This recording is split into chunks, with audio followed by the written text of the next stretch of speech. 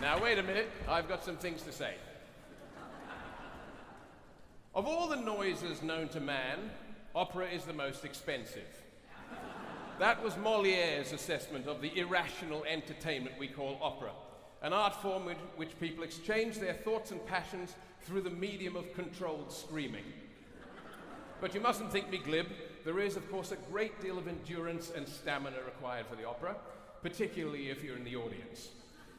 The record for operatic endurance, in fact, was held by one Reginald Frimpong of Upper North Piddling, who lasted the entirety of Wagner's Ring Cycle without once leaving the theatre.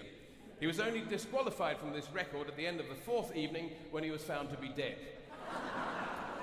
But as most opera goers are halfway to the same predicament, he still gets partial credit for his achievement. For it's a curious fact about opera that it has the ability to transcend time. While 4 hours pass in the outside world, it's about 14 months in the theatre. It's arcane wisdom such as this that I, as an experienced opera director, am uniquely qualified to bring you.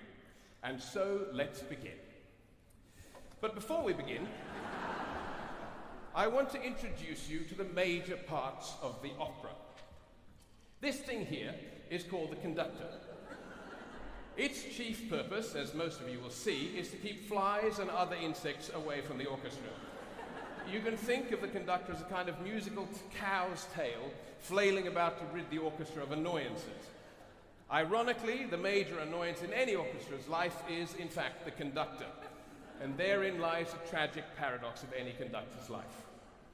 This particular example happens to be my big brother. And when I say big,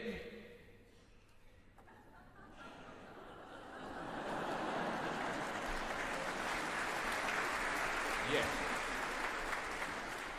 Why they felt the need to put him on a podium, I'll never know. Anyway.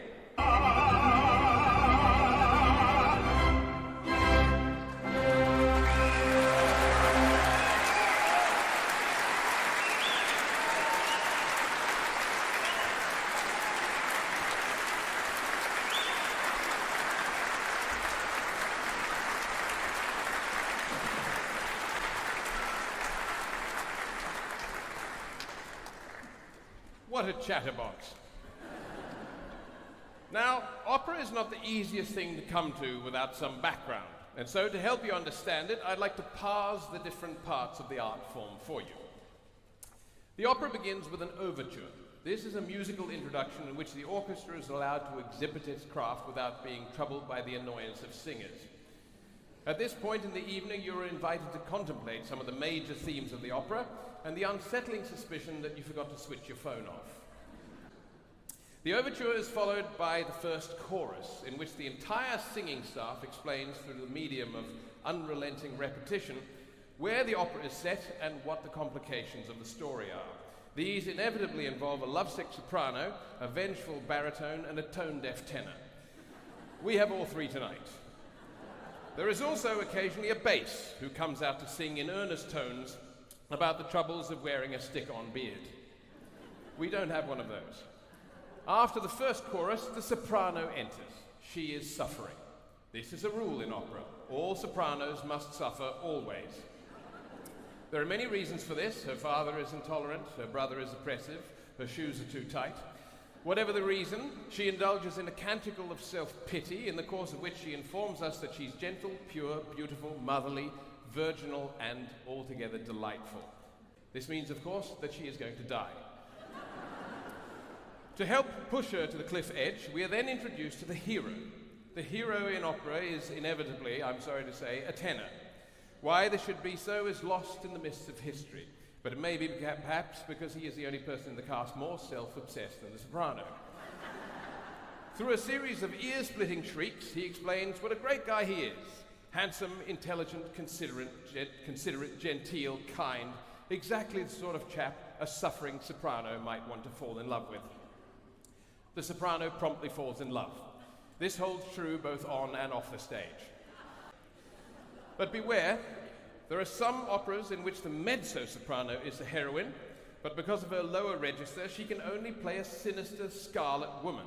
The sole objective of this temptress is to corrupt the tenor by sexual malfeasance. The tenor is promptly corrupted. This holds true both on and off the stage. Now, you can always tell a mezzo-soprano by her posture. She stands invariably with arms akimbo, thus. As though she's just returned from Bunnings carrying 2 rolls of lino. Next comes the baritone.